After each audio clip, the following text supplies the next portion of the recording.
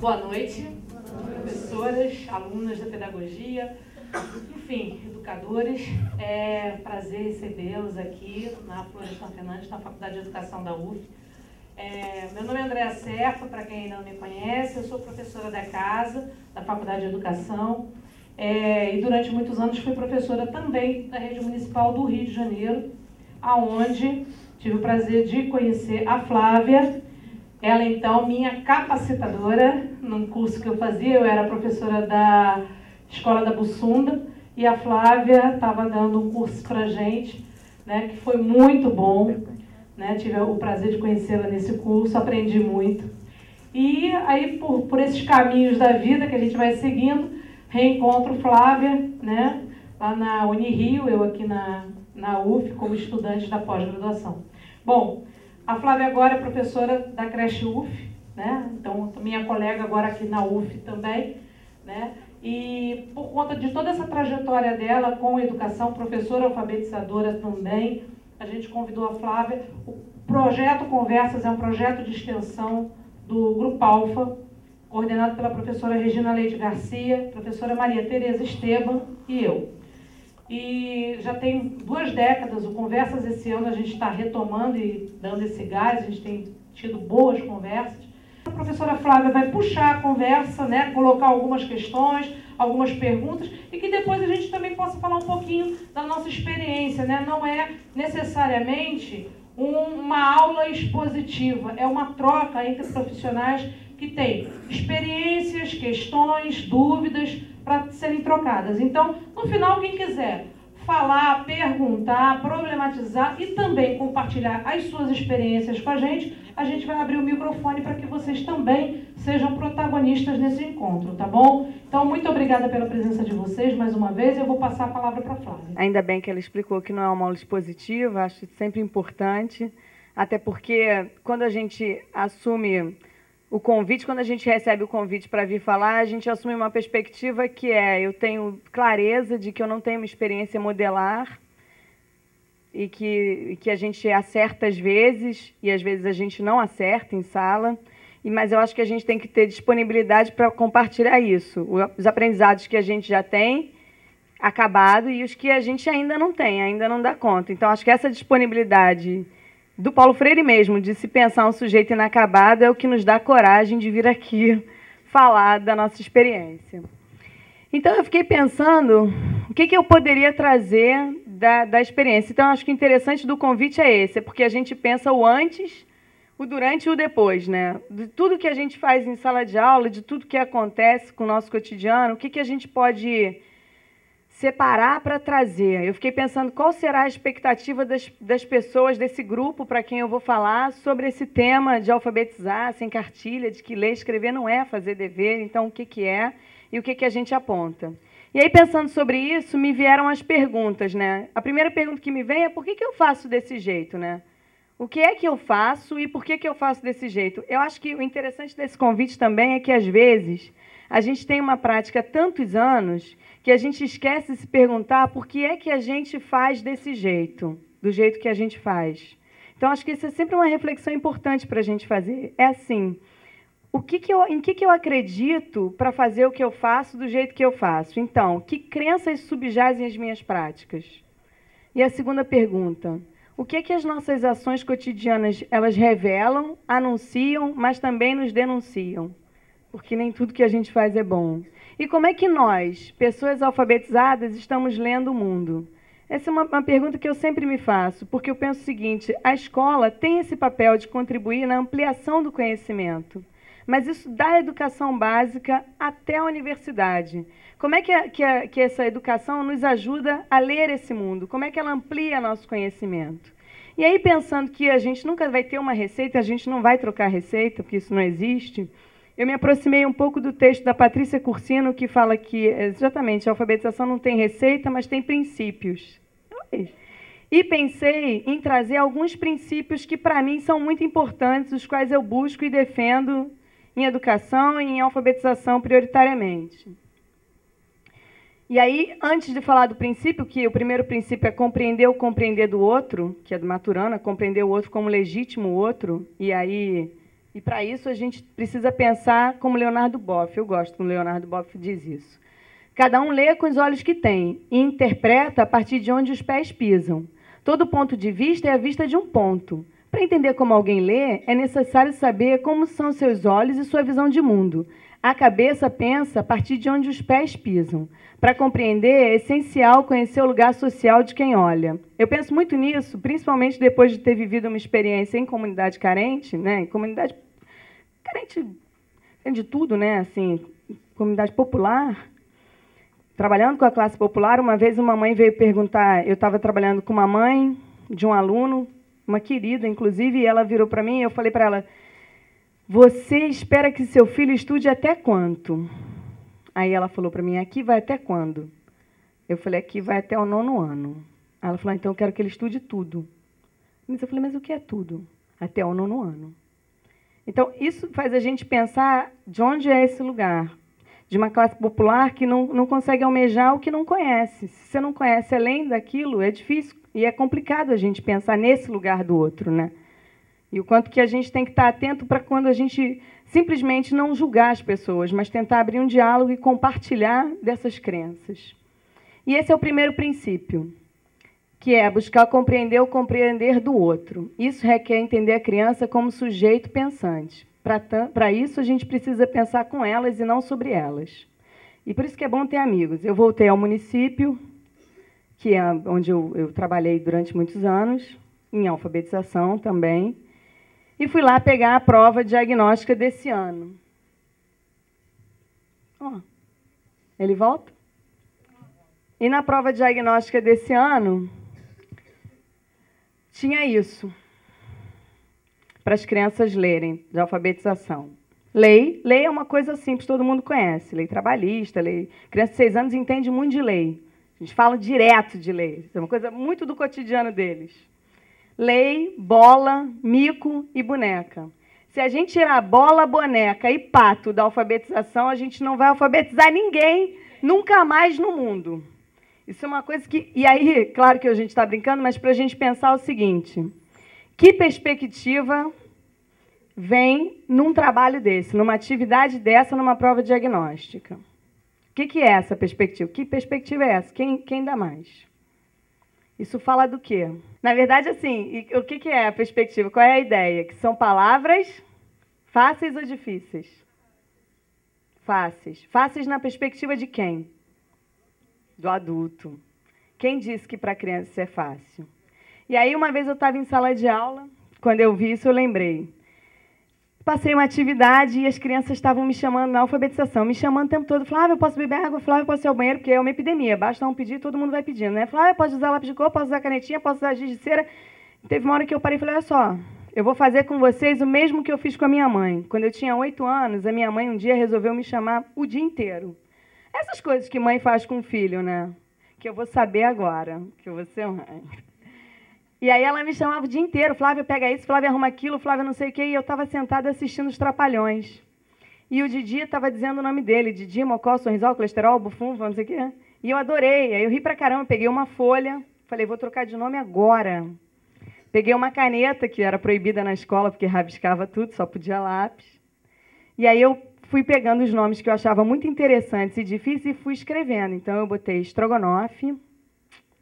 Lá em casa tinha uma garrafa que tinha um elefante na frente, escrito Amarula. Depois eu gostei de tudo da Amarula, mas nessa época só do nome.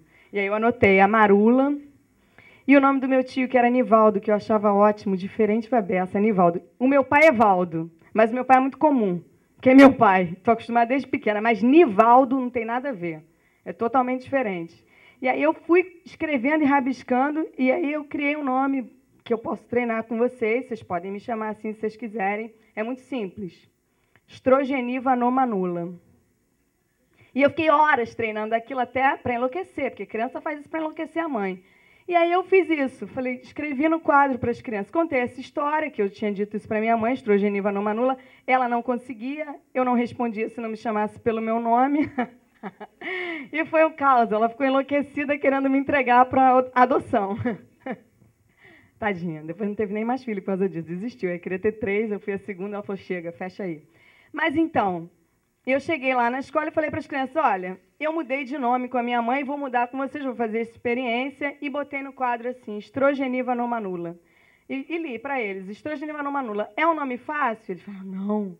É difícil? Eu falei, é. Então tem palavra que é fácil e tem palavra que é difícil? E a gente começou a conversar que sim, que tinha palavra que era mais fácil, que era mais difícil. Eu falei, então beleza, vamos escrever as palavras fáceis para a gente e as palavras difíceis. E aí dei uma folha, e aí vem o Ramon.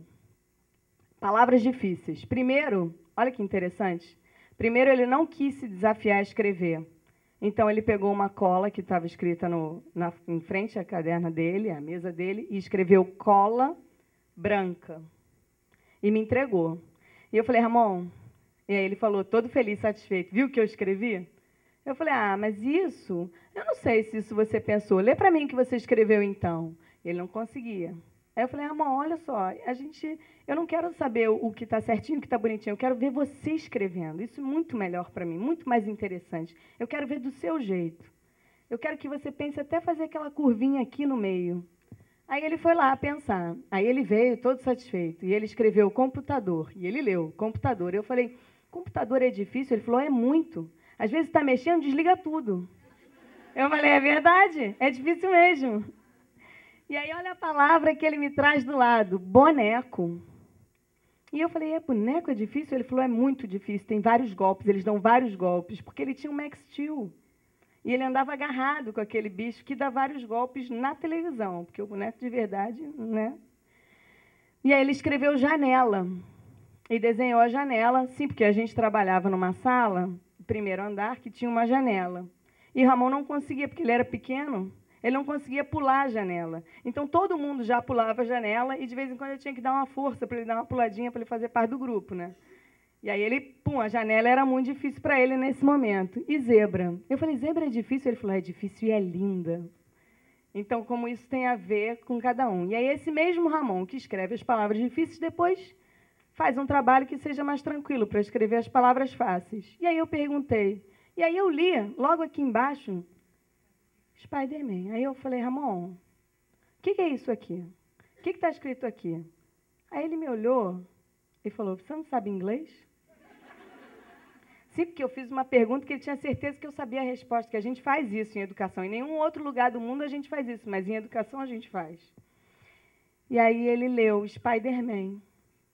Aí eu falei, Spider-Man? Ele falou, Flávio, é Homem-Aranha em inglês. Que é para deixar bem claro. E aí eu falei, mas, incomodada, eu falei, mas você copiou? Aí ele falou, não, eu não preciso. E eu fiquei olhando, ele tinha o estojo, a mochila, o lápis, a borracha do Spider-Man. E quando a borracha caía no chão, ele fazia assim, ó, para ver se ela vinha. Então, ele não precisava copiar o Spider-Man. Inclusive, o Spider-Man era o codinome dele, ele era o Homem-Aranha. E para a gente, Ramon. E aí, do lado, ele escreveu isso, eu falei, e o que é? Não, isso é Homem-Aranha em português. E lá em cima, o Ben 10. Ben 10 também faz parte do circuito dele. E aí, ele escreveu Baco. E aí, ele me trouxe a folha, e ele falou, leia o que eu escrevi aqui. Aí eu falei, você escreveu Baco? Ele, Baco? Eu falei, se você botar um Rzinho aqui no meio, vira barco. Ele, era isso que eu queria escrever. Aí botou um R pequenininho ali e desenhou o barco sentado lá na minha mesa. Isso é pensar com. É diferente de pensar sobre. Quando a gente vê um trabalho nessa perspectiva do adulto, isso é pensar sobre. É um pensar sobre que é muito distante da realidade, às vezes, né? E numa perspectiva que, às vezes, não ajuda, às vezes atrapalha a gente em sala de aula. Isso é pensar com. É preciso estar junto para pensar com. É preciso entender o que a criança está querendo te dizer e o que ela está pensando para a gente pensar junto. E esse é o Ângelo. Eu gosto desse trabalho também, que a gente diz, nossa, onde ele aprendeu isso? Porque parece que as crianças só aprendem porque elas estão na escola. O que não é verdade, ela está no mundo, ela aprende muito mais. Então, pensando as palavras difíceis, Ângelo escreveu astronomia. E eu falei, astronomia, cara, mas o que é? Ele falou, um negócio que estuda estrela. É uma coisa muito difícil. E eu falei, e do lado ele escreveu elefante. Eu falei, elefante é difícil? Ele falou, para tudo. Elefante é difícil para beber água, é difícil para andar, é difícil para tudo, ele é muito grandão. Então, olha a diferença. Eu estava pensando na perspectiva da palavra. Ele estava pensando na perspectiva do elefante.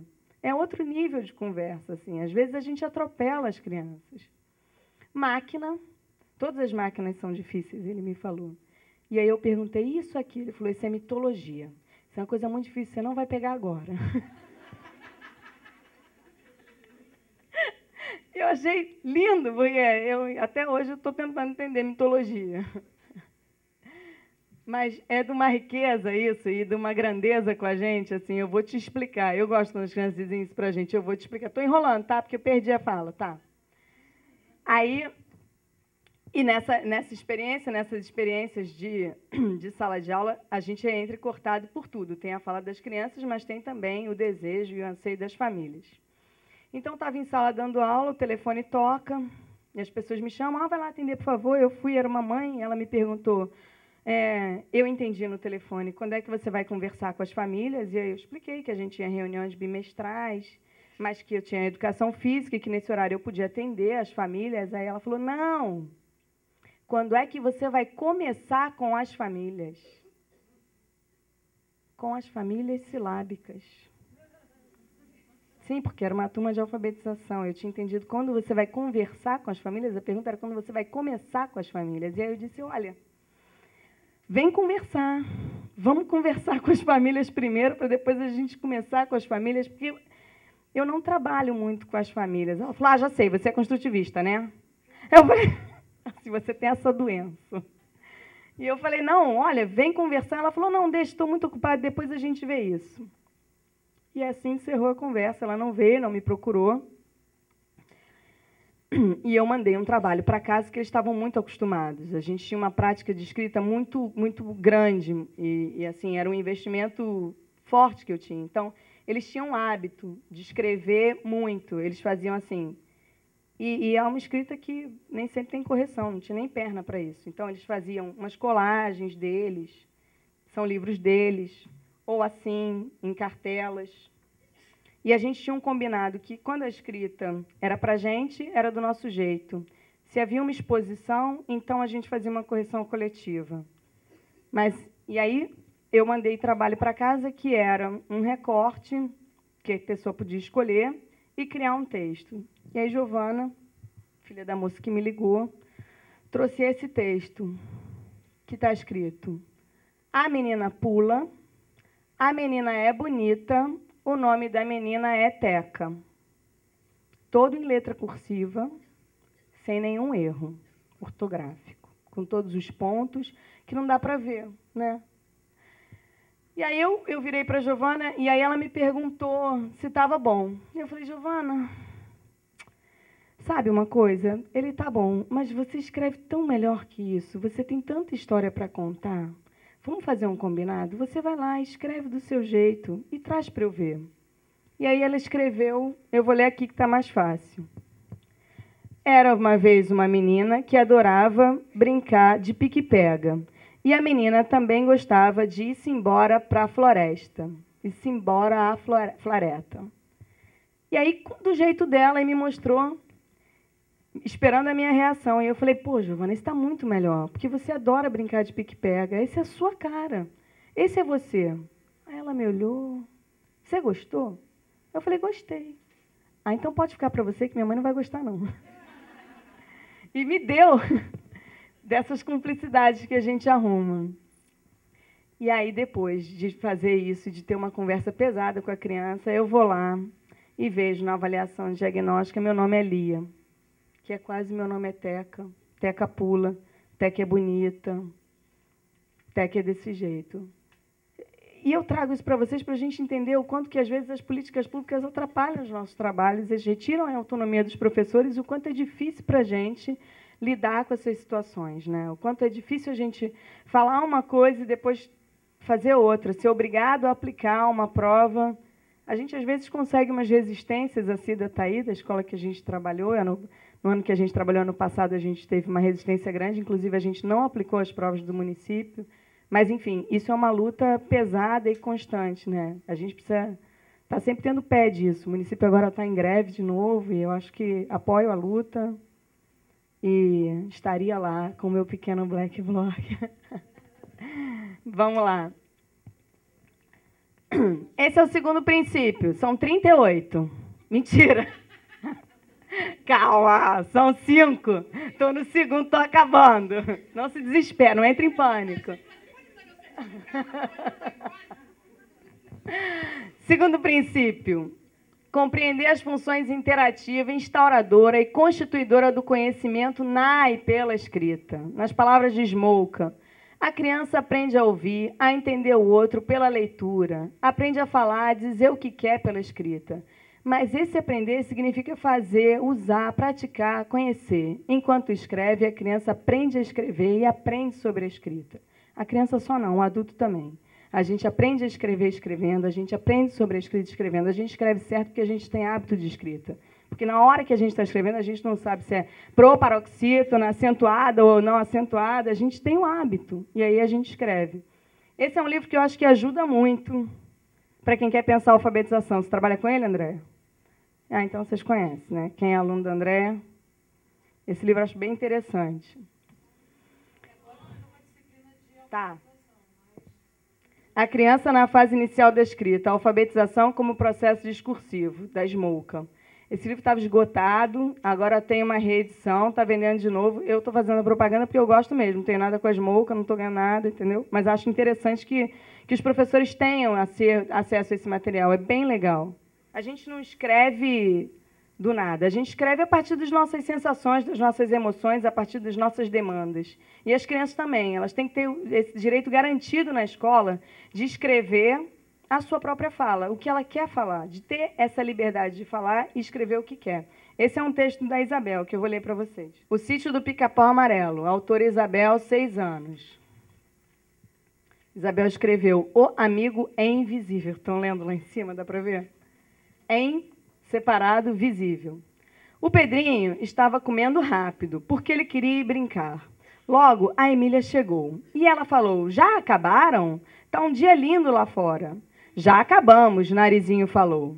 Não estão esquecendo de nada, não? Tia Anastácia falou. Ah, não, vocês não ajudaram a tirar a mesa? Mas tia Anastácia, deixa a gente brincar só um pouco. Nananina, não. Assim é muito chata a vida no sítio. Tia Anastácia e a dona Benta ficam vigiando a gente o tempo inteiro. Ela separou também, inteiro. Mas isso nunca aconteceria comigo. Não adianta, vocês não podem me ver porque eu sou invisível. Vocês querem ser invisível? Queremos. Fim. E acabou a história. Qual a criança que não quer ser invisível? Qual é o adulto que também não quer, no dia que a professora sabe seu nome na faculdade, diz você? A capa da invisibilidade. E acho interessante isso, porque retrata uma série de conhecimentos, de desejos, de ansiedades da própria criança, dessa idade. É muito diferente de um texto, a Teca pula, a Teca brinca, a menina é a Teca. Quando a gente começa a não ter esse pensamento e essa liberdade para escrever, a gente chega na graduação sem conseguir escrever a nossa própria escrita. E aí o professor diz, escreve um negócio. Aí você fala, é um resumo? É uma resenha? Não, meu amor, escreve o que você quiser. Aí não escreve, porque a gente não tem hábito. Porque todo mundo que está aqui passou pela escola. Por isso que todo mundo que está aqui, quando eu falo, fala aí, a pessoa... Sim, porque tem essa prática, essa leitura de... A gente não vai vaiar. Pronto, vamos deixar isso combinado. Acho que a escola deixa a gente um pouco com aquela síndrome de vira-lata. A gente não acredita, às vezes, no nosso potencial. Às vezes, a gente não fala da gente porque a gente mesmo não acredita. E eu vivi isso, e você viveu isso também com a história da Tereza, porque eu li no teu livro. E eu vivi isso na história da Carmen. Um dia a Carmen estava me apresentando, que é a Carmen Sanches, que foi minha orientadora no mestrado, e aí ela estava me apresentando, e ela falou assim, essa aqui é a Flávia. Ela é uma gracinha de pessoa, ela é super dedicada. Quase que eu falei assim, enganei ela direitinho. Tá no papo. Porque a ideia que a gente tem é assim, a gente não tem essa valorização tão profunda da gente. E aí, quando o outro diz, me pega até de surpresa. Se ela dissesse, ela não presta para nada, tu estava mais acostumada, ia reagir melhor. Mas um elogio te tira desse lugar. Assim, nem sempre é confortável, um lugar confortável. Terceiro princípio... que é fácil de ler, mas é difícil a beça de fazer, com tudo na vida, principalmente eu, que falo sem parar, Esse é um exercício diário, que é exercitar uma escuta sensível, manter o hábito da conversa, da leitura em grupo, de compartilhar opiniões. Às vezes, a gente, professor em sala, a gente tem uma ansiedade para que o nosso projeto dê certo, para que nossas coisas funcionem. E, às vezes, a gente atropela os outros, né? Esses muitos outros. E aí a gente precisa recuar, escutar e ouvir o que as crianças estão dizendo, o que elas estão falando, o que elas estão querendo. E aí eu trouxe uma carta que o Rodrigo fez. No primeiro logo em março, eu peguei essa turma, eu fiquei com essa turma primeiro, segundo, terceiro ano. E aí, no terceiro ano, a gente tinha por hábito pensar o que era escrever, o que era aprender a ler e o que a gente queria aprender. Aí o Rodrigo escreveu. Está muito claro, eu vou ler para vocês. O que eu gostaria de aprender? O que eu gosto é de matemática. E eu gostaria de aprender por que nós não flutuamos aqui e na Lua sim? Por causa que nós temos imã nos pés ou porque nós temos umas coisas debaixo de nós? Mas a gente não é de ferro, não, né? E também, se fosse alguma coisa segurando a gente, eles que iam levar a gente de um lugar para o outro, não? E na Lua? O que faz a gente flutuar? É o vento? Ou eles criam asas na Lua? Ou voam quando estão dentro da nave e fora dela? Mas o vento tem na Lua? Não. Eu vi na televisão que quando eles chegam na Lua, eles não voam, não. Não, eles não voam. Isso é fácil, garoto. Porque a Lua, aqui embaixo ele botou, a Lua tem gravidade zero. E a Terra tem uma camada de ozônio. Ou seja, olha como esse menino escreve. Olha quanto conhecimento ele tem. Olha como ele não ia escrever desse jeito se ele não tivesse liberdade para dizer o que ele pensa. Se a gente tivesse podado tanto esse menino a ponto dele não falar a sua própria fala, ele não ia escrever sobre isso. Uma vez eu estava lendo um livro do Jorge... Não era um livro do Jorge Amado, era uma coletânea das pessoas falando do Jorge Amado pelo centenário, porque ele teria 100 anos em 2012.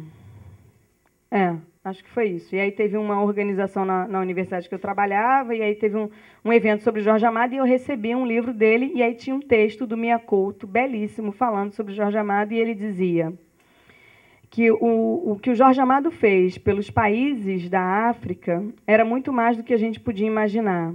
Porque antes da leitura de Jorge Amado, eles tinham um português que não os falava, que era um português de Portugal, mais duro. E que com a leitura de Jorge Amado, com os personagens de Jorge Amado, esse português ganhou maior flexibilidade. E aí eles começaram, aí o Mia Couto diz, e ter uma língua só pela metade é o mesmo que não ter língua nenhuma. E que o Jorge Amado devolveu a fala para eles. O título do texto acho que é De Volta a Casa, que o Jorge Amado os levou, através de sua literatura, de volta à própria casa, deles se reconhecerem nesse lugar. Às vezes eu acho que a escola precisa levar a gente de volta a casa.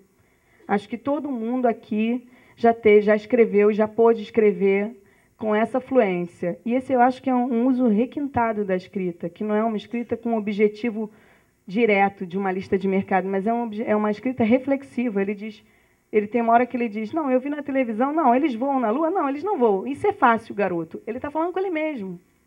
Ele está refletindo e escrevendo a reflexão dele. Isso é fácil, garoto. Não, porque na Lua tem... E se ele não lesse para mim, eu ia dizer, na Lua tem gravidade, a Terra tem uma camada de ozônio. Muda tudo. Muda tudo aquele zero quando ele lê. Gravidade zero, que ele escreveu, muda tudo. Do que se eu tivesse lido, eu ia entender que a Lua tem gravidade. Porque ele escreveu zero, ele botou o número zero. Mas quando ele lê, ele diz, na Lua tem gravidade zero, do jeito dele. Mas olha quantos conhecimentos as crianças têm que independem de nós. Sempre eu acho importante a gente pensar isso. As crianças estão no mundo, elas constroem conhecimentos, elas veem televisão, elas veem Discovery Channel, em qualquer lugar.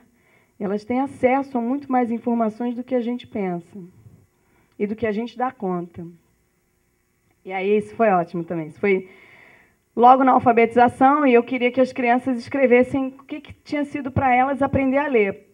Porque eu tenho a crença que aprender a ler empodera muito o ser humano. E aí a Jamaica chegou pertinho de mim e falou, posso escrever com letra cursiva? E eu disse, Jamaica, faz na letra script que todo mundo consegue ler. Na letra cursiva nem todo mundo vai ler. Por que você não faz na script? E aí ela foi, não discutiu, sentou e escreveu. Aprender a ler e escrever é legal e divertido. A gente sabe ler, e escrever de letra cursiva é muito legal. Quando eu li isso, eu falei, Jamaica, deixa eu te falar, quer outro papel? Quer fazer na letra cursiva? Ela olhou para mim assim, não, agora já fiz. Então, a gente não está atento o tempo todo, a gente erra pra caramba em sala de aula. A gente, às vezes, a letra cursiva é um problema meu, assim, porque eu acho que é uma besteira a gente estar discutindo isso ainda hoje, quando eu acho que o fundamental é que a criança aprenda a ler e escrever, sinta prazer naquilo, tenha gosto em fazer, mas isso é o meu ponto de vista. Isso é pensar sobre. Então, eu trouxe isso para dizer, é um exercício. A gente precisa... o exercício cotidiano nosso, ele exige uma reflexão contínua, o que, às vezes, a gente não dá conta de fazer nos nossos 200 empregos, na correria do dia a dia, mas a gente precisa, para fazer melhor, para pelo menos estar atento. E aí o quarto princípio é o penúltimo, é investir na leitura. Muito. Leitura amplia conhecimento de mundo. Leitura, e o que eu percebo com as crianças é assim, as leituras que mais agradam não são necessariamente as infantis, mas as que eles conseguem contextualizar, as que têm a ver com eles, as que eles se reconhecem na leitura. E aí eu trouxe para ilustrar isso para vocês um livro que eu acho maravilhoso também, acho bem legal, Como um Romance, do Daniel Pennack. E ele não gosta de fazer isso, não gosta de trazer PowerPoint para ler, que eu acho ruim, mas eu vou ler para vocês que eu acho bem legal isso aqui. O direito de calar. O homem constrói casas porque está vivo, mas escreve livros porque se sabe imortal. Ele vive em grupo porque é gregário, mas lê porque se sabe só. Essa leitura é para ele uma companhia que não ocupa o lugar de qualquer outra, mas nenhuma outra companhia saberia substituir. Ela não lhe oferece qualquer explicação definitiva sobre o seu destino, mas tece uma trama cerrada de conivências entre a vida e ele. Ínfimas e secretas conivências que falam da paradoxal felicidade de viver, enquanto elas mesmas deixam claro o trágico absurdo da vida, de tal forma que nossas razões para ler são tão estranhas quanto nossas razões para viver. Está dito. Sobre isso, nada mais. Daniel Pennack fala muito melhor que eu desse momento. E aí, assim, uma série de trabalhos, como é que é para investir em leitura? Investindo, lendo. E eu tinha várias estratégias na alfabetização. Inclusive, esse livro do Monteiro Lobato, Caçadas de Pedrinho, era um livro grosso, com pouquíssimas figuras, né, que era antigo. E eu dizia para eles, olha, isso aqui não é livro de criança, isso aqui não é livro para criança, isso aqui é um livro meu, de adulto, foi meu na infância, não quero que mexa. Então, ele ficava, o quadro tinha uma distância, eu deixava lá em cima no quadro. E aí eu fazia um esquema que era assim, eu vou ao banheiro, eu vou deixar em cima da mesa e eu não quero que mexa. E eu saía e eu via. Aí eles negociavam uma pessoa para ficar na porta, vigiando se eu ia, e aí eu sabia. E eles falavam, vai lá, pega. E aí ficavam querendo ver aquele livro para uma gravura desse tamanho, coloridinha, eles ficavam lá na mão, assim, aí eu chegava, alguém leu? Não acredito, deixa eu ver se alguém mexeu. E era justamente para isso, era só para eles terem vontade de mexer, a estratégia era só essa. Eu fazia uma cena enorme só para eles quererem ver o livro do Monteiro Lobato. E assim, e aí essa foi uma história que a gente recontou em grupo, e eles todos assinaram, e eu não trouxe porque eu achei que ia ficar excessivo, na verdade são 45 minutos, não 2h30, estou no controle do horário. Esse foi um outro que a gente fez também com a turma do primeiro ano. Eu trouxe para vocês, e eu trouxe 2 histórias só. Uma do Miguel, que ficou também, a transparência tem ficado muito boa. A gente escreveu que a história e aqui o desejo dele. E aí a gente vê como a escrita fala da gente. Miguel, tipo de história que mais gosta, aventura. E aí, olha só, olha o desenho dele, olha a blusinha do município de Rio. Ele escreveu, garotos andando de skate. Era uma vez 2 garotos que saíram para andar de skate. O garoto fez uma manobra e ficou feliz. Esse garoto quase me enlouquecia que fez essa manobra. O irmão dele mais velho ia buscá-lo na escola todo dia de skate. E eu dizia, cuidado, minha gente, olha esse skate pela rua. Aí saía aquele menino de 6 anos, aquele cotoco, com aquele skate na mão, com um outro de uns 12 ou 13, com outro skate na mão, passeando felizes pela cidade, pelo Rio de Janeiro. E eu desesperada. Mas olha quanto isso... Olha lá, o irmão mais velho, olha ele. Acho isso muito bacana, né? Isso é assim, a gente precisa garantir que o texto seja da criança, para a criança, e retrate as histórias e o momento dessa criança. A gente não pode começar a construir esses textos acartilhados, né, que não tem muita função. Essa é a Júlia. Júlia, tipo de história que mais gosta? Romance. 6 anos. As meninas estão super no romance. A Fada e a Princesa. Era uma vez uma princesa que mora no castelo. Um dia ela foi colher maçãs. Quando chegou em casa, ela estava muito cansada.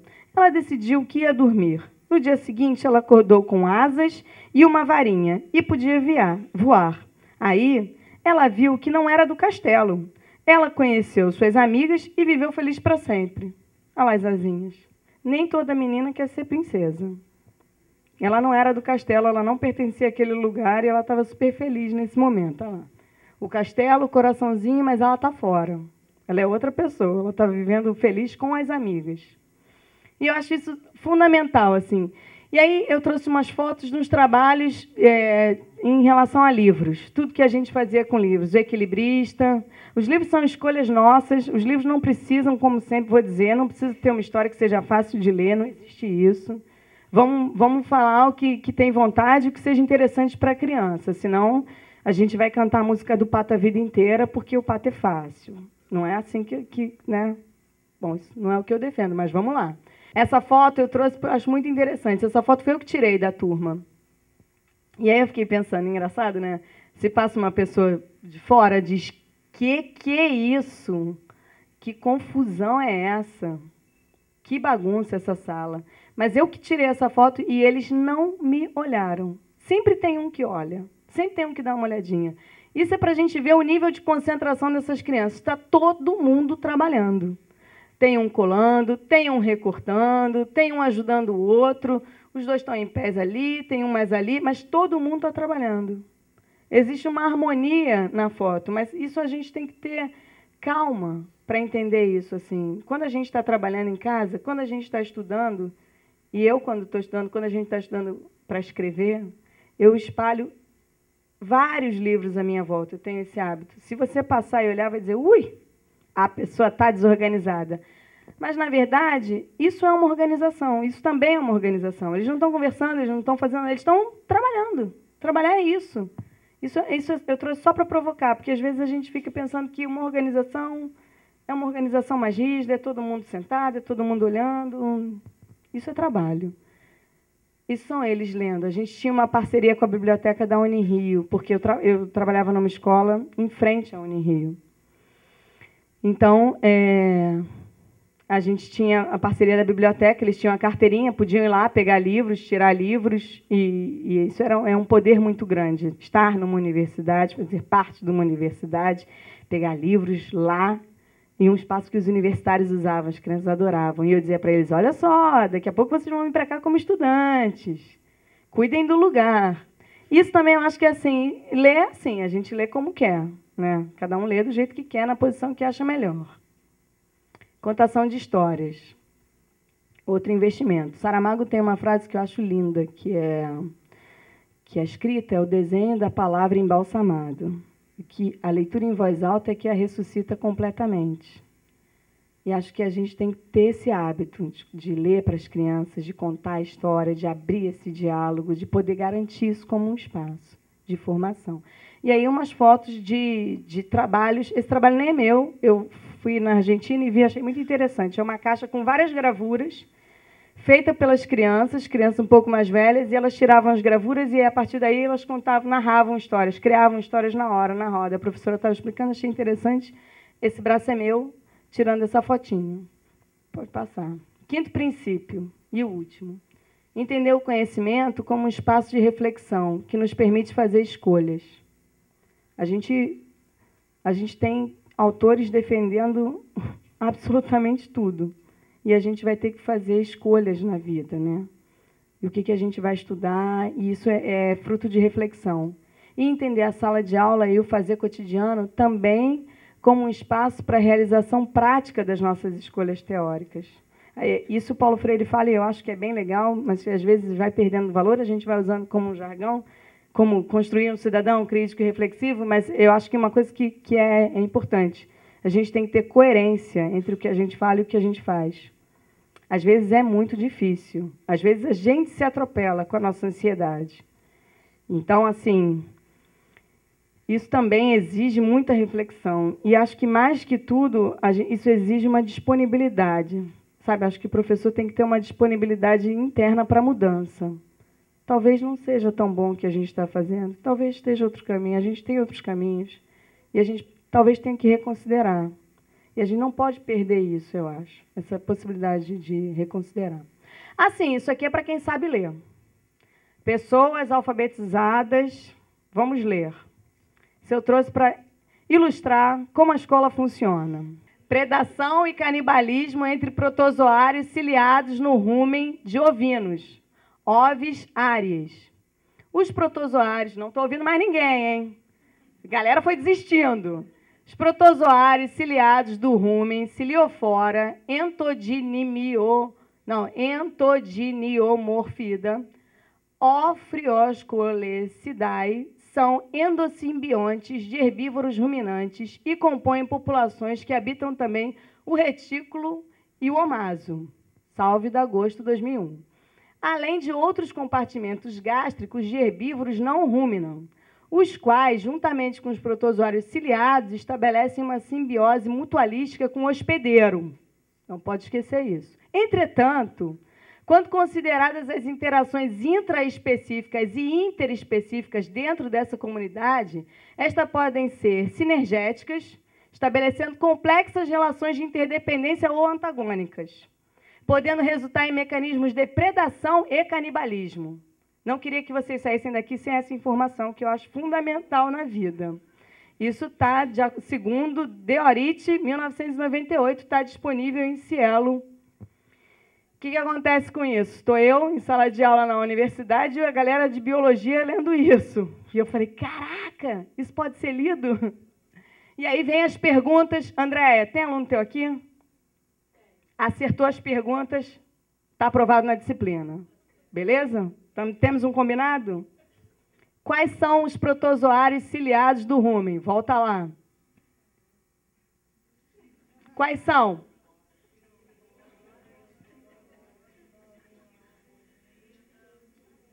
Pegaram, né? Oh, gente inteligente, tenho orgulho disso, essa UF é demais. Segunda pergunta. Que ambiente habitam os protozoários ciliados do rumen? Qual ambiente? Habitam também o quê? O retículo, o omaso, o que mais? Além de outros. Cara, André, que turma é essa? Que isso? Terceira pergunta. As interações antagônicas entre os protozoários ciliados podem resultar em que mecanismos? Mecanismos de predação e canibalismo. Que isso? Está vendo o que acontece na escola? A gente passa sem saber, a gente passa sem entender, porque tem uma lógica. A primeira pergunta, em geral, está no primeiro parágrafo, a segunda está pelo meio e a terceira está no final. Aí, eu pego a prova de uma criança de outra escola, Cida, do sobrinho da Larissa, e ele diz, escreva com suas palavras o que você entendeu do texto. Eu entendi do texto, foi nada. Com minhas palavras.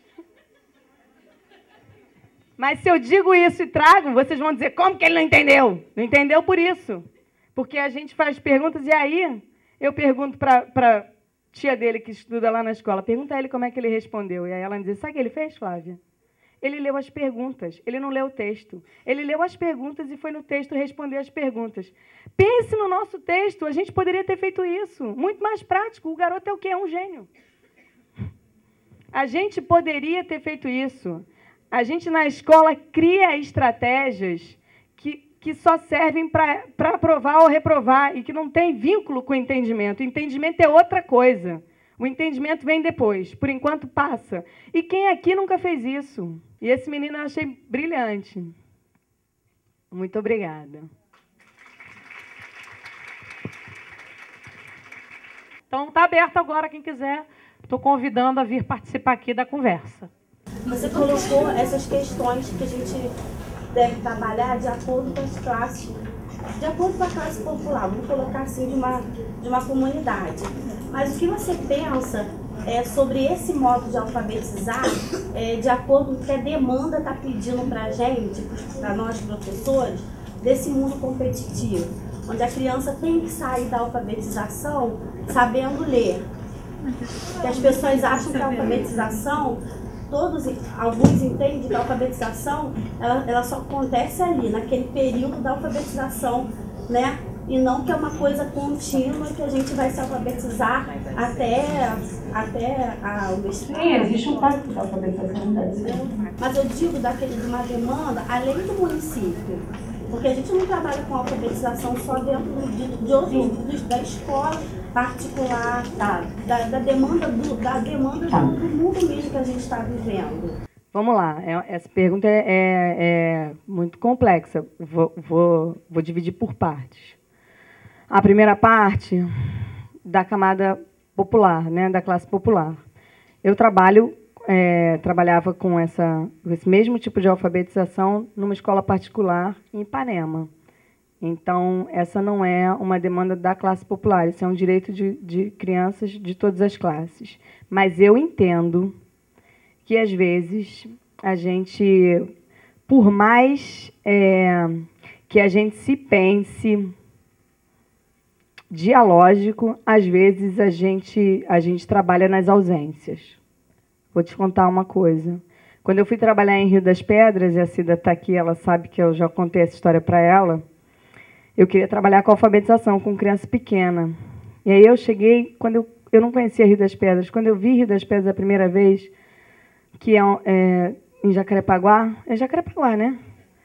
Aquele mundo de fio pela rua e tal, e aí eu fiquei um pouco assustada. E aí fui para a escola trabalhar com crianças do 4º ano. Então, assim, tinha uma fila que não acabava mais. Uns meninos grandes. Eu falei, meu pai do céu.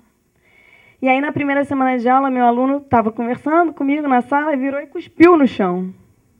Cara, eu fiz um escândalo. Falei, não pode cuspir no chão, vamos limpar, que nananá, que nananá.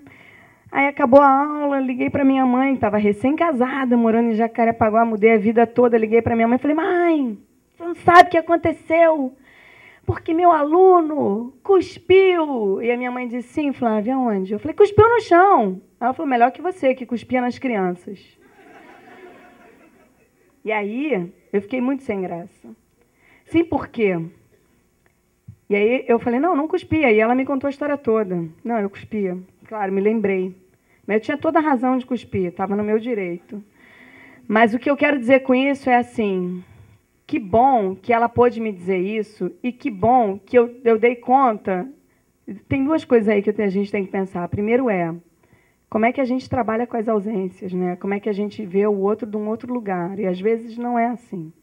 A criança da classe popular ela tem diferenças, mas ela tem tantas possibilidades quanto qualquer outra criança em qualquer outro lugar. Mas, para a criança da classe popular, a escola é talvez a única oportunidade.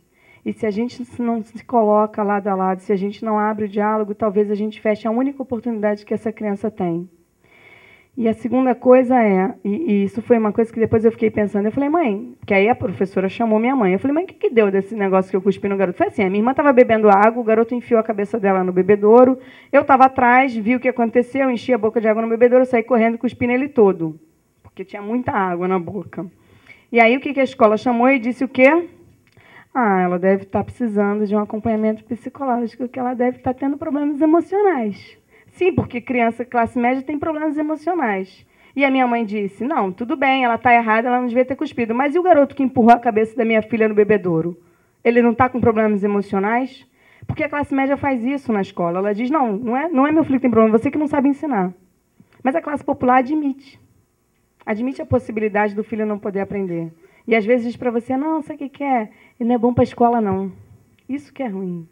E aí a gente não tem esse embate. E aí é assim, a gente acaba normatizando o que não é normal. Então, eu tive muita vergonha, sabe, quando isso aconteceu comigo lá em Rio das Pedras. E durante muito tempo eu pensei em não contar isso para ninguém. Mas eu acho que, assim, a gente está na vida. Às vezes a gente tem um olhar burguês para a vida. Isso não cresce, não ajuda, né? E esse menino era brilhante, brilhante. Mas o chão da casa dele talvez fosse de terra batida, talvez fosse um hábito familiar. Isso não é compreender ou compreender do outro, né? Mas, então, isso é sobre a classe popular. Não existe uma alfabetização que funcione para a classe popular ou para a classe dominante. Existe um tipo de alfabetização e outro tipo de alfabetização e mais outro tipo, e o tipo que eu acredito, que a gente acredita, que é essa, dialógica. Sobre a demanda, a gente tem que pensar sempre, quando a gente está em sala de aula, que às vezes a demanda é das famílias. E a gente tem que resguardar o direito das crianças. São duas coisas diferentes. Então, assim, as famílias estão preocupadas se as crianças vão fazer Enem no futuro. Sim, se elas vão aprender todas as famílias. E a gente tem que estar preocupado com o que ele está querendo saber. E aí, o que eu acho que funciona é a gente tentar abrir um diálogo sempre com as famílias e tentar explicar. Sabe por quê? Porque educação como medicina todo mundo entende. Porque todo mundo já teve uma dor de barriga, e todo mundo já tomou um remédio, já fez um chá. Está com dor de garganta, faz um chazinho de romã, que funciona. Fuma mel com limão, faz um chá de alho, faz não sei o quê, passa manteiga. Todo mundo tem uma receita. E educação também, porque todo mundo já passou pela escola. Eu tive um aluno também de biologia que uma vez ele falou assim para mim. Ele foi fazer estágio numa parceria que a universidade criou com o município do Rio. Ele era de biologia. E eu não sou de biologia, eu dava aula de ciências da educação, seria mais ou menos a didática. Mas então, para biologia, educação física, para um monte de gente. Aí ele veio para mim e falou assim, não sabe o que aconteceu hoje? Eu falei, o que aconteceu? Ele falou, não, cara, eu fui dar aula aí na biologia, no 6º ano, mas faltou a professora de alfabetização, eu não tenho nada com isso. Me pegaram e botaram na sala. Ele tem 1,90 m, o garoto. Aí ele falou, não, mas eu falei, vou tirar de letra. Sabe o que eu fiz? Eu falei, o que você fez? Eu falei, todo mundo pegando um papel, hoje vocês vão aprender as vogais. Escrevendo aí, A, E, I, O, U. E aí eu falei, e aí, cara, o que aconteceu? Ele falou, não, metade da turma chorou, a outra metade resolveu pegar o papel. Sim! Eu falei, imagina por quê, né? Por que será que eles choraram? E aí eu fiquei, I, e até eles aprenderem. E eles repetiram comigo. Eu falei, cara, por que você fez isso? Não, porque é assim que ensina, não é?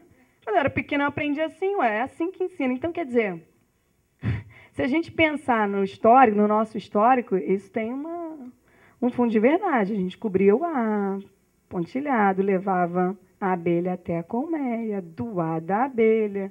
Então, essa é a lembrança que a gente tem. Se a gente não está... Isso pode acontecer com meninos de biologia, isso não pode acontecer com o povo da pedagogia. A gente não pode fazer isso, porque esse é o nosso campo, é o lugar que a gente fala. Então, o menino da biologia pode cometer esse tipo de loucura. A gente não, a gente tem que estar refletindo. O problema é que a sala de aula, você tem que resolver na incerteza. E você busca aquilo que está em você na hora. Então, assim, eu não tenho filho, eu tenho menteada. Vou ter filho, que estou grávida. Mas eu hoje tenho menteada. E tinha uma coisa que minha mãe fazia comigo que eu odiava, que era engole o choro. Um dia a minha enteada estava em casa, chorando, e aí eu falava, para, chorando, para, uma vez, engole o choro. Depois eu falei, ui, baixou a mamãe. O que acontece em sala de aula? Às vezes baixa a entidade que você não se reconhece, você diz, putz, aquela professora que eu odiava, aquela pessoa que era autoritária. Por isso que a gente tem que estar muito ligado nisso. Assim, eu não sei se eu respondi, eu falei pra caramba. Mas eu acho que, no fundo, é. Quando é que a gente começa a ensinar a ler e escrever? Quando é uma demanda da criança. Quando é que a gente interfere na escrita do outro? Quando ele diz, não, eu não quero que eu escrevi, eu quero que você leia. Aí você diz, lê do seu jeito, ele não, lê você. Ele já está numa demanda assim, interfere aí, porque eu sei que o que eu estou escrevendo não pode ser lido ainda. Então, eu acho que é construído na relação. E o que é demanda do capitalismo é problema do capitalismo. Eu quero saber como é que se dá a alfabetização quando tem uma defasagem de seriedade e entre as crianças. De aprendizagem entre as crianças. Tu já pegou uma turma que não tinha diferença de aprendizagem entre as crianças? Essa turma da Noninho não existe, assim. Todo mundo junto, no mesmo lugar, aprendendo juntinho. Isso aí é nosso sonho, mas nem é meu sonho tanto. E aí a gente tem... Eu tenho uma fala da André que eu lembro muito que eu vou repetir.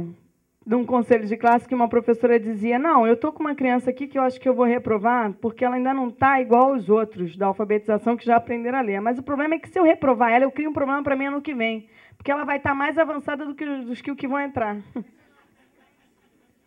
Então, ela não sabia o que fazer. Ela falava assim, então, essa criança, ela chegou para mim, ela estava com uma baixa autoestima, ela era muito insegura. Nossa, ela está ótima. E essa professora trabalhava nessa perspectiva de ter uma turma, né, homogênea. E aí, o que acontece? Para o padrão dela, né, no final da alfabetização, essa criança estava aquém das outras, porque as outras já estavam lendo, escrevendo esses textos e tal, e ela ainda estava nas palavrinhas, começando a formar frases. Era esse o nível da alfabetização da criança. Mas aí ela ficou na dúvida, ela não sabia se ela retia, e era possível reprovar, ela não sabia se ela retia essa criança. E aí ela estava com medo dessa criança ter um problema de autoestima e ficar desestimulada no outro ano. E todo aquele trabalho que ela fez com essa criança ser perdido. Tinha medo de passar essa criança e a professora do ano seguinte dizer: está vendo, passou a criança sem condição. A criança não está lendo e escrevendo perfeitamente. Então, tinha medo do julgamento da colega do ano seguinte. Né? Essa questão dos outros, né, que nos julgam, esse medo do julgamento do outro. Tinha medo de não passar e ela saber mais do que as outras crianças no ano seguinte, e ainda tinha o medo de reprovar a criança e descobrir no ano seguinte que nas turmas mais adiantadas tinham crianças que sabiam menos do que a aluna dela e que estavam na turma adiantada. Então, ela estava simplesmente com esses, né, com isso tudo, né, que o professor que pensa e é comprometido com a sua turma, pensa isso mesmo, né? Fica remoendo cada criança.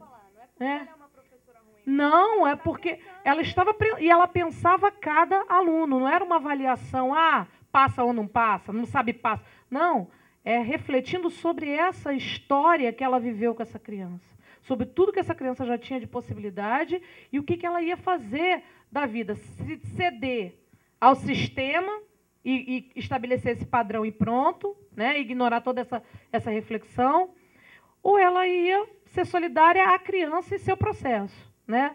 Bom, mas antes que eu abrisse a boca para falar qualquer coisa, ela resolveu aprovar a criança. Ela mesma chegou a essa conclusão. Quando a gente vai estudar outra língua, a gente percebe que as pessoas têm níveis diferentes de conhecimento. Você vai estudar inglês, francês, mandarim, seja lá o que for, você não tem uma turma.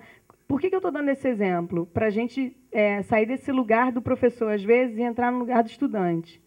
Quando a gente... E isso é uma coisa que eu acho que a gente precisa pensar. Se a gente for fazer um curso de francês, por exemplo, e aí na primeira prova você não está bem, na segunda prova você não vai bem, na terceira prova você não vai bem, quero saber quem volta no semestre seguinte. Francês é um saco, vou fazer outra coisa. A criança não tem escolha, ela vai ter que estar lá. Ela é obrigada a estar na escola. E aí a gente diz que ela tem dificuldade de aprendizagem. Sim, você não tem dificuldade de aprendizagem quando você está aprendendo uma outra língua, né? Você não tem dificuldade de aprendizagem. A dificuldade é do francês, não é minha, porque eu sou linda. Ele que é estranho.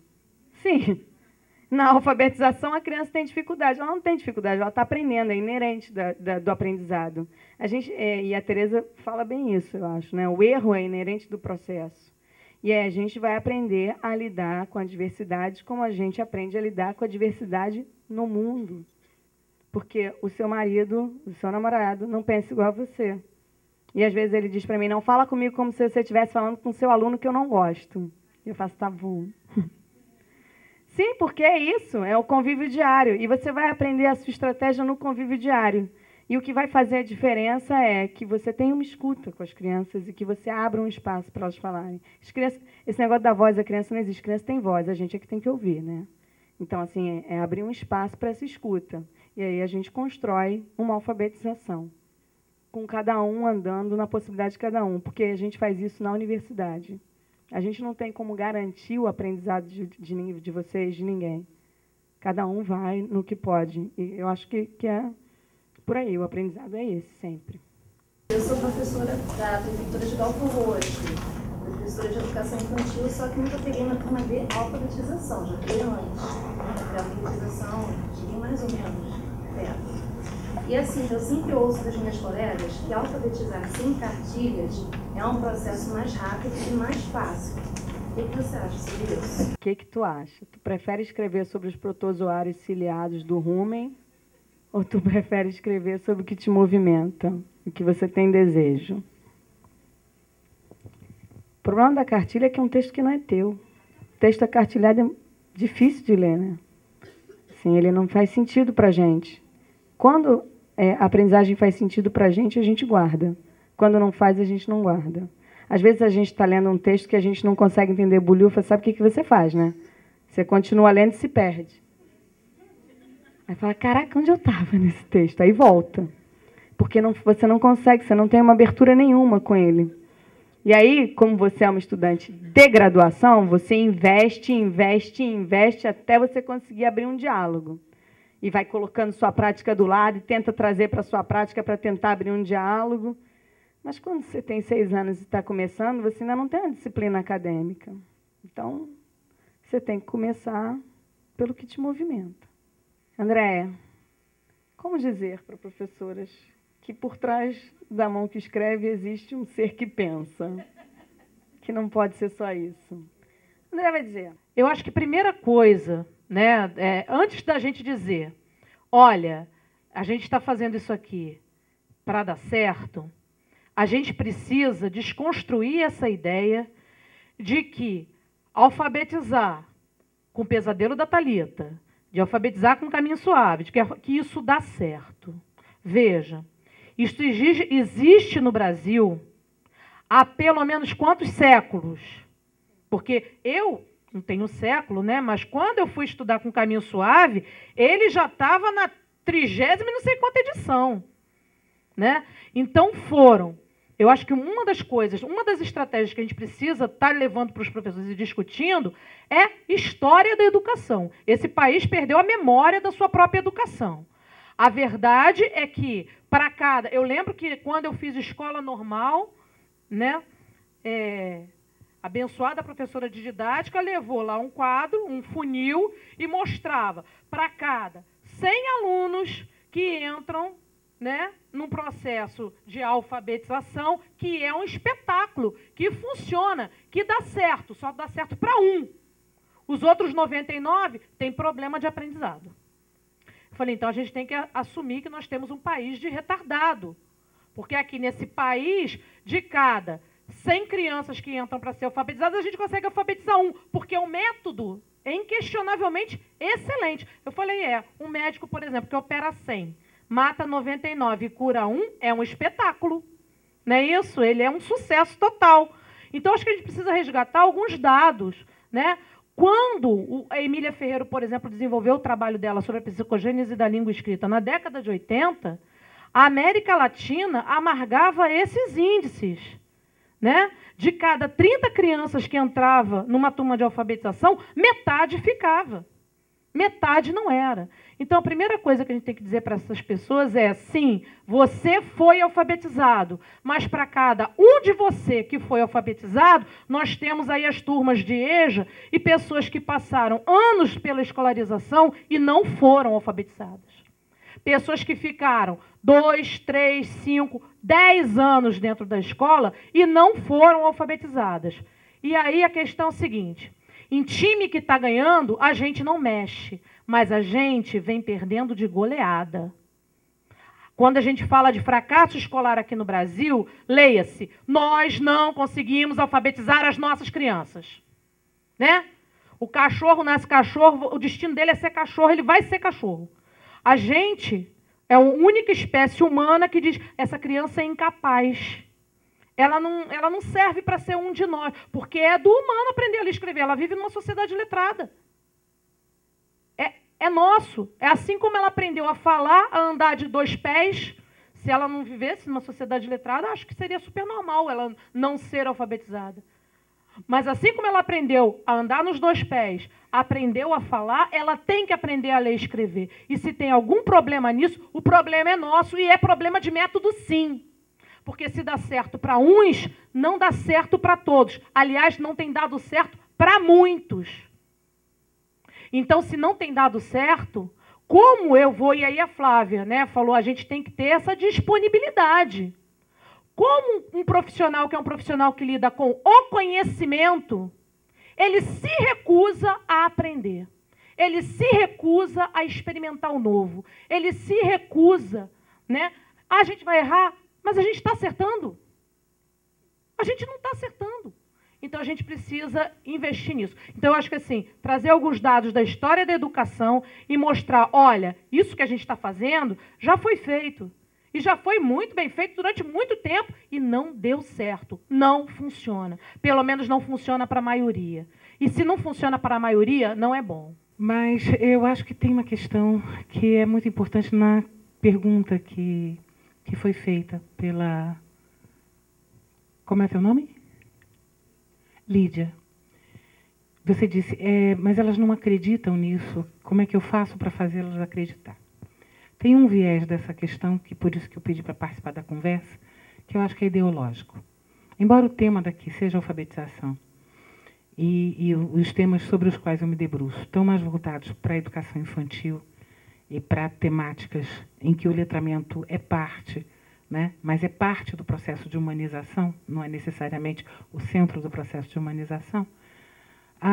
Eu me pergunto muito onde fica esse lugar da crença, né?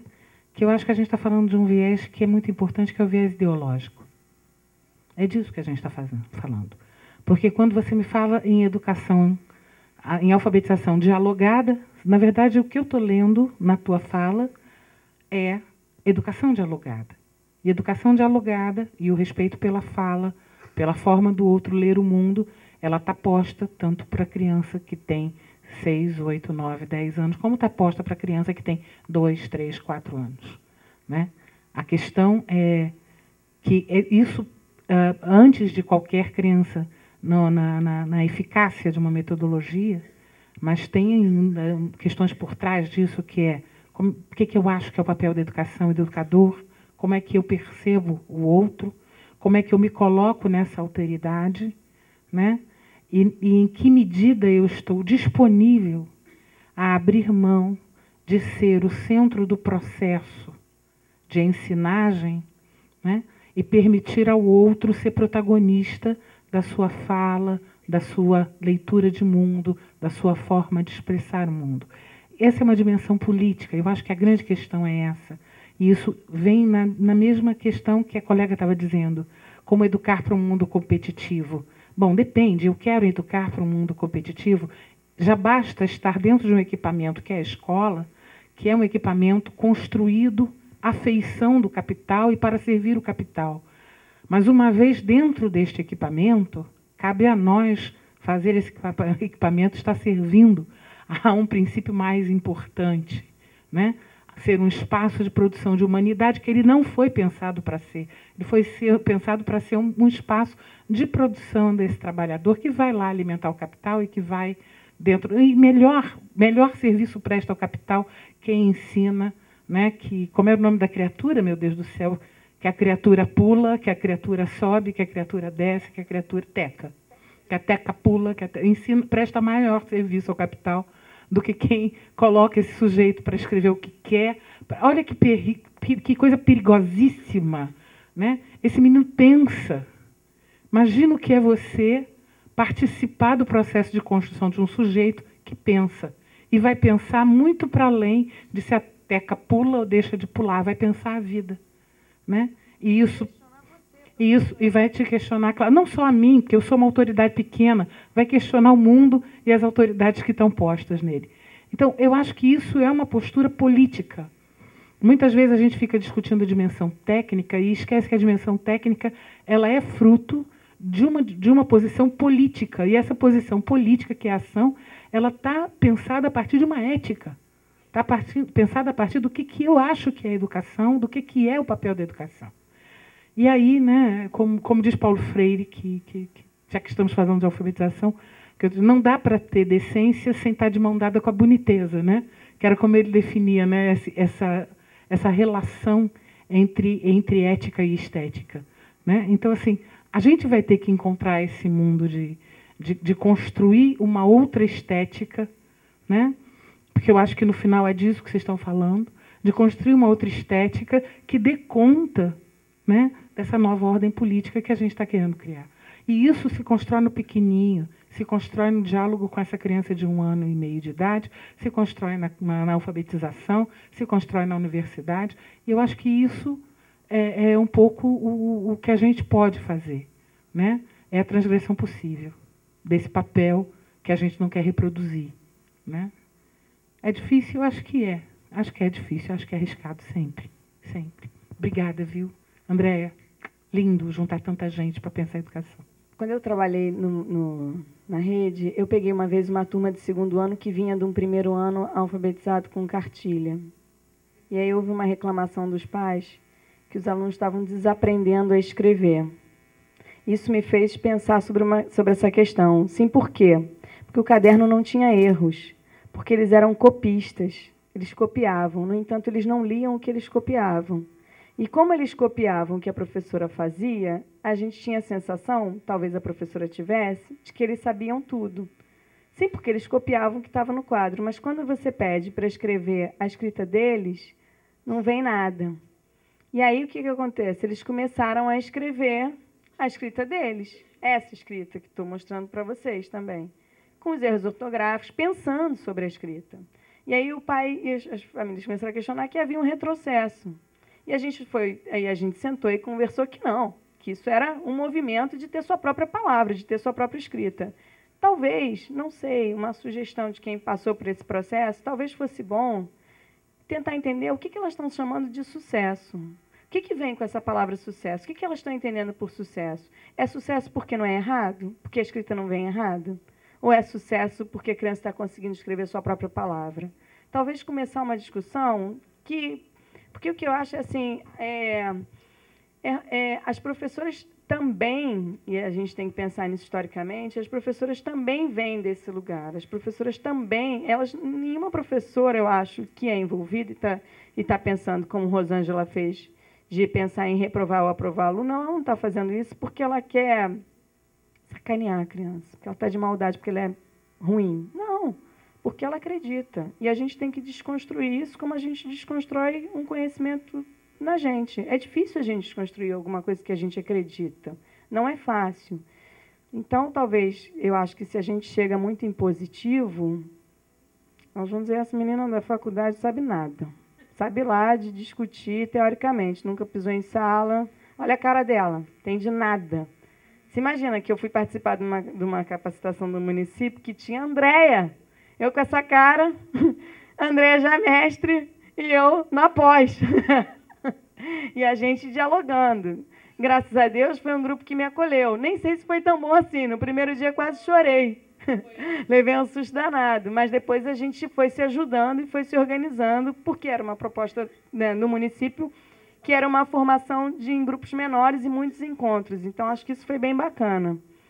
Se você está numa oportunidade de formação de pequenos grupos, não sei, acho que tem vários caminhos. Como é que foi a tua alfabetização? Escreve sobre isso, elas escrevem, elas não escrevem, como é que é para elas escrever? Então, parte delas. O que é essa escrita para você? O que significa? Então, a partir do momento que essa escrita tem importância ou não para você, qual a importância que ela vai ter ou não para o seu estudante? Porque eu acho que o que a gente parte do que eu sou tem a ver com a minha profissão. A minha vida tem a ver com isso. Eu não sou professora aqui e uma outra pessoa em outro lugar. Ou se você é ética em todo lugar, isso é minha formação, isso é o que eu sou. Sou professora, não largaria isso por nada. Eu tive uma experiência o ano passado como professora de apoio na Prefeitura de Niterói. Eu já tenho falado isso na turma, minha turma cansa de ouvir que eu repito muitas coisas, sou muito repetitiva. e a gente está escrevendo esse período o projeto de monografia, e eu entrei na faculdade pensando que eu ia falar sobre educação especial. Vi que não era a minha área, apesar de ser professora, né, de apoio especializado. E eu fui parar numa turma de primeiro ano. Aqui funciona por ciclo, então a alfabetização é primeiro, segundo e terceiro ano. E eu fiquei, assim, emocionada, encantada com a alfabetização. Peguei uma professora regente super amiga, porém as crianças choravam. Eu não sei fazer. Eu não consigo. Por favor, me ajuda. E aquilo eu ficava desesperada, né? Era cabeçalho, era frases e mais frases. A professora usou... Não tinha um método. A princípio, ela era professora do município, concursada, mas ela usava, no particular, quando ela ainda não era concursada, o método da casinha feliz, que eu fui conhecer depois, né? E, na verdade, a escola não comprou, ela pediu, não comprou, então ela usou a Arca de Noé. Fez um lindo, gente, um painel assim. E dali ela tirou os sons e tal, as famílias. Só que tinha um aluno, Matheus, ninguém vai conhecer mesmo, que ele era desesperado. Ele tinha vindo da creche e ele queria brincar. O negócio dele era brincar. Ele queria arma, ele era fantástico. Mas ele não sabia segurar no lápis. Ele chorava, e aquilo eu ficava desesperada, né? Porque a minha aluna de apoio, super empolgada com tudo que estava acontecendo. E ele e mais uns 3 ou 4 alunos não conseguiam ir no ritmo que a professora estava colocando. E aí eu ficava, não, mas olha só, pode ser assim? Aí ela, não pode, tem que ser mais dura. Vamos embora, rápido, vamos caminhar. Anda, temos lá, vamos aprender. B com A, Bá. E eu falei, caraca, será que é assim? Será que não é assim? E a gente foi construindo uma conversa, né? Porque ela também é formada aqui na UF. Chegou na letra cursiva que ela falou, né? E eu falava assim, eu acho que eles não vão conseguir. Não vão. E, por fim, ela se convenceu que não ia conseguir. Então, ela resolveu apresentar todas as letras assim no quadro. Por exemplo, um texto que eles produziam em conjunto. Ela colocava no quadro com várias letras. E vamos aí, você escolhe qual a letra que você vai escrever. E aí, ela parou para mim e falou, cara, isso daí adiantou meu trabalho, porque eu não precisei me estressar mais. Várias resoluções, né, vários artigos do MEC falam que é para dar continuidade ao que se é trabalhado na educação infantil, de maneira lúdica, de maneira concreta. E, na verdade, os textos que eu estou lendo, que são pesquisas, né, qualitativas, desmentem tudo isso, que, na verdade, chega no primeiro ano, que é a primeira fase da criança, com a alfabetização, como é que eu posso dizer? Não que na educação infantil não tenha tido esse momento de leitura e tal, mas parece que é para sistematizar o que a gente aprendeu. E eu vejo que há uma ruptura muito grande. Eu já tinha conversado com a Andréia sobre o meu tema, porque eu acho assim muito dolorido para a criança conviver tudo aquilo na educação infantil, concreto, interação, brincadeira, e chega no primeiro ano, acabou, vira para frente, olha o cabeçalho, senta direito, corta direito, olha a letra, cursiva. E, assim, esse debate me ajudou muito a pensar sobre isso, essa conversa, não tem debate nenhum. Essa conversa ajudou muito a pensar sobre isso. O que a gente quer do nosso aluno, né? Até onde ele pode chegar, porque nem todos são iguais, como a amiga que falou, né? A gente trabalha numa sala heterogênea. Eu trabalho numa escola particular à tarde que é super tradicional. E é tradicional e ponto, e acabou. Não tem outro método. É o tradicional, é o B com A, é a bola, é a casa. E assim a gente vai. Mas, assim, eu quero ser diferente. E a alfabetização eu não tenho experiência nenhuma, a não ser o ano passado. Dou continuidade à mesma turma no município, no segundo ano. Eles evoluíram e têm mais autonomia. Essa semana teve o CAPSI, que é o Conselho de Classe, e a professora falou assim, não, o ano passado nós conversamos, eu e a Tamires, e eu percebi que o que ela falou estava certo, que a cursiva não está com nada. E esse ano, por incrível que pareça, eles escolhem as letras. E foi o que ela falou, da aluna. Eles escolhem a cursiva para eles. E escrevem do jeito deles. Alguns não, mas a maioria gosta da cursiva, eles acham o máximo. Né? Eles falam assim, isso daqui é letra de adulto.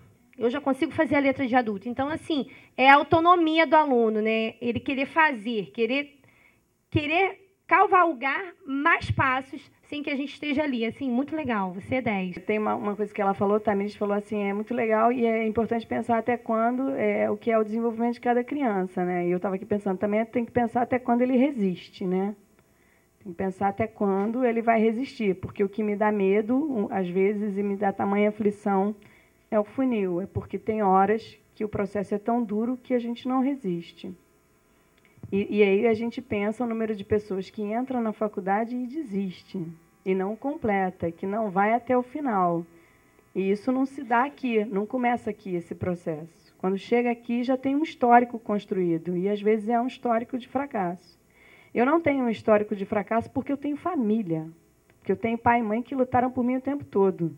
Porque eu, na escola, se precisasse meio ponto na autoavaliação para tirar a média, eu tinha que me dar meio, para ficar na média. E eu escolhi o normal, na verdade, eu escolhi o curso normal aos 14 anos, que era assim, eu falei para minha mãe, eu não vou fazer mais nada. Não quero escola de jeito nenhum. Ela falou, faz normal que tu vai aprender português de 1º ao 5º ano, matemática de 1º ao 5º ano, e aí foi a escolha. Porque era assim, eu estava por aqui com a escola. Porque, por conta... E eu que estudava numa escola católica, do jardim ao 9º ano. Hã? A gente parece mesmo. Então, assim, o quanto que isso foi difícil para mim, o quanto que foi complicado. Tanto foi complicado que a minha amiga disse, a minha mãe disse uma vez, Flávia, sabe o quê? Se a Flávia passa de ano, você tem que passar também. Eu era um ponto de referência. Então, assim, por isso que eu acho que a gente tem que brigar pela classe popular. Porque cadê a rede dessas crianças? Cadê o que sustenta essas crianças? Cadê a mãe que defende, que vai brigar por elas? Cadê a mãe que não diz, ele não tem jeito para isso? Como que não tem jeito para isso? Ele não aguenta. Eu também usava o pesadelo de Thalita, cara. Não é possível isso. Eu tenho marcas disso até hoje. A gente supera isso porque a gente estuda, porque a gente investe, porque sou agarrada na autoestima. Me amo, me adoro, me quero bem. Mas se não fosse, não teria sobrevivido à escola. Não teria sobrevivido. E se não tem uma mãe que diz, você vai fazer, também não teria feito. Então, assim, porque o outro, e aí é Bakhtin que diz, o outro vê de você mais do que você pode ver nesse momento, né?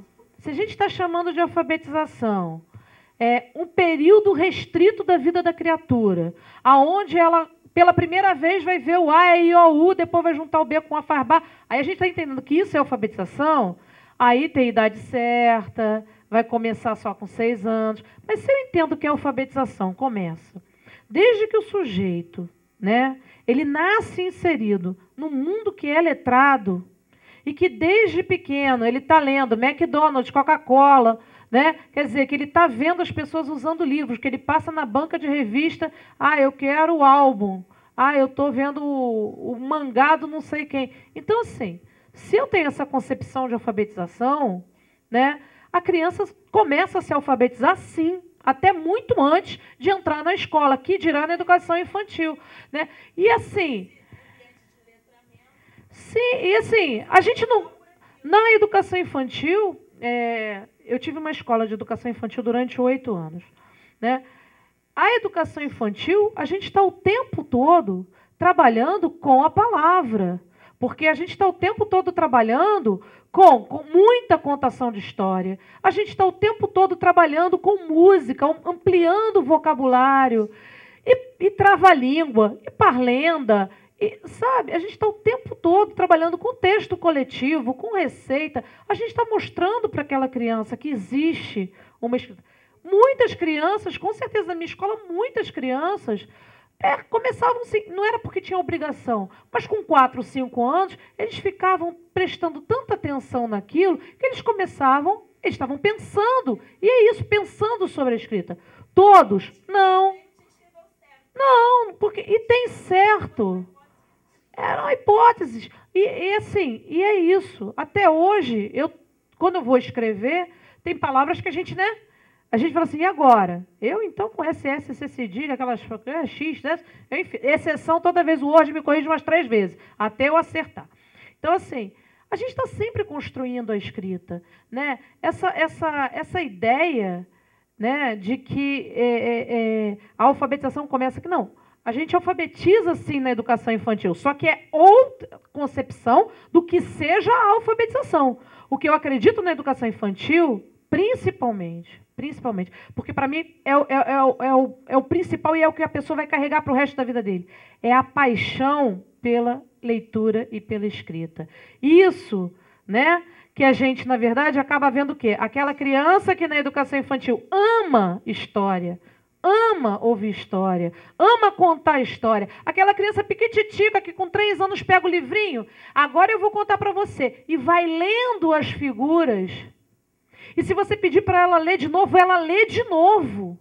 Então é um texto. Não é uma qualquer coisa, é uma história que ela lê. Né? Ela lê e reconta. É um desenho que ela faz e ela te explica e ela conta aquele desenho, que é um registro da escrita dele, né, na educação infantil, o desenho, e dali a uma semana, se você perguntar, ele lê aquele desenho todo de novo para você. Não é texto? É texto. Né? Não tem uma história ali? Tem. Então, assim, como é que a gente está concebendo o que é alfabetização? Então, isso é que é importante. E o que é triste? Essa mesma criança que aos 3 anos tinha esse movimento em relação à leitura e escrita, quando está lá com 8, diz: eu não gosto de escrever, eu não gosto de ler. Então, primeiro, eu como professora alfabetizadora, né, que todo mundo tem alfabeto na sala, tem que ter, porque é a referência, as crianças ficam procurando, né? O meu alfabeto tinha uns 4 tipos diferentes de letra. Estava lá, estava posto. A letra que eles iam escolher para escrever, como Flávia, é a cargo deles. Entendeu? Já alfabetizei, por exemplo, eu já alfabetizei jovens e adultos também.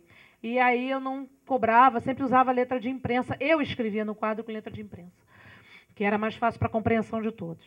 E aí tinha uma senhorinha que falou para mim assim: mas eu queria tanto escrever de letrinha de mão dada, porque aquilo era uma conquista de valor, ela ia poder assinar o nome dela, e ninguém assina o nome com letra de imprensa, né? Então, aquilo para ela era um valor. E aí eu acho que a gente tem que respeitar esse desejo da pessoa por essa letra. Agora, se você me pergunta se ela tem alguma funcionalidade ou utilidade para a leitura e para a escrita, eu vou dizer não. Não. Ela tem esse valor social para algumas pessoas, né? Até pelo conhecimento que as pessoas têm do que seja escola, essa questão de status social, né? E veja, para algumas pessoas, porque médico está cagando para letra cursiva, certo? Eles escrevem de qualquer coisa, né? E veja, o que eu falo sempre aqui para as minhas alunas, né, na pedagogia é o seguinte: me diz aonde usa letra cursiva no século XXI, no mundo que nós vivemos. Vamos lá. No jornal? Não. Na revista? Não. No tablet? Não. No seu celular? Não. No caixa eletrônico do banco? Não. Quando você vai preencher formulário, que é uma das poucas coisas que você faz usando a caneta, hoje em dia, que a maioria você nem faz usando a caneta. Muito formulário hoje você já tem que, né? Quantas inscrições hoje é online, você não tem que preencher, é online, você vai preencher no computador. Letra do computador não é letra cursiva. Então, assim, pouco que você usa de letra cursiva, na verdade, ela acaba sendo uma exigência da escola e para a própria escola, e vou dizer mais, nos 4 primeiros anos, porque o professor do ginásio, ele não está nem aí para que letra que o aluno escreve. Porque o meu professor de matemática, ciências, química, ele escrevia com letra de imprensa no quadro. Ele não usava a letrinha cursiva. Só quem usa a letrinha cursiva é a professora do primeiro segmento do ensino fundamental, primária. Né? Esse é um valor que só tem, né, assim, nesse segmento. O cara passou desse segmento, isso nem passa a ser mais exigido dele. Aliás, o professor fica feliz se você já está escrevendo alguma coisa. Ele já se dá por satisfeito. Então, e se isso for legível, nossa, ele está super contente. Então, a letra cursiva é uma coisa que, socialmente, se a gente for pensar no uso social, na função social da letra cursiva, ela só existe na escola, para a escola e no primeiro segmento. Agora, algumas pessoas, e aí eu vou concordar, algumas pessoas, principalmente da classe popular, têm na letra cursiva um valor de status social, mas porque ainda tem essa referência, né, desse passado da escola. A minha avó usava a letra cursiva, porque cartório, antigamente, você, para preencher a certidão de nascimento, era tudo escrito à mão. Então, entende? Quer dizer, o mundo mudou e a escola ainda não percebeu. A gente não está acompanhando, né? Acho que isso pode ser conversado com as famílias. O problema é que, assim, até que ponto isso é valor da criança ou até que ponto isso também é uma forçação de barra da família para a criança. E aí, o movimento da letra acaba sendo um empecilho e uma barreira para a fluição da leitura e da escrita dessa criança. Como dói a mão, eu vou escrever menos do que eu escreveria, né? Tem criança que é isso. Se está doendo a minha mão, se é tão difícil a parte motora, eu vou escrever menos do que eu escreveria se eu tivesse a liberdade de escolher outra letra. Sim, eu concordo com a Andréia. No entanto, eu acho que eu já vivi uma experiência em alfabetização diferente. Eu não usava a letra cursiva por princípio, porque quando eu fui criança, eu sofria muito para escrever letra cursiva por conta dela ser toda juntinha. Então, do A sai o B, do B... O B é horrível, o B puxa pelo meio do caminho o A, né? Tem gente que escreve na cursiva errada até hoje, né? Assim, B com R sobe, é uma loucura. Então, o que eu fiz na sala de aula? Eu instituí que a gente não teria letra cursiva no primeiro ano. Aí, o que aconteceu? Eu instituí que não ia usar, e aí as crianças... Uma criança levou um livro que estava com uma letra cursiva porque era um livro acartilhado. E as crianças disseram, essa língua aí a gente não sabe ler. Isso é um sinal de que a gente não pode ser tão xiita, assim, a gente não pode ser tão radical. Então, eu acho que é o seguinte, e eu fiquei pensando sobre isso. Fiquei pensando o seguinte, se é um modo de escrita da nossa língua, elas têm que ter acesso. Se ela vai usar ou não, é problema dela depois. O que eu acho que é muito diferente da gente centrar a discussão sobre a cursiva. Então tem que começar aprendendo com a cursiva, porque aí não tem jeito, ela não vai escrever por conta da letra cursiva, mas eu acho que, e eu fiquei pensando sobre isso, como é que eu posso ser uma professora que me julgo democrática, que me julgo dialógica, que me julgo solidária ao saber, se eu luto por uma escola que não garanta o acesso, não só o acesso como a permanência, mas como é que eu, por outro lado, estou negando esse acesso às crianças. Então, isso é uma coisa que a gente tem que pensar, porque assim, elas não podem simplesmente... E aí, o que eu fiz? Fiz igual a você.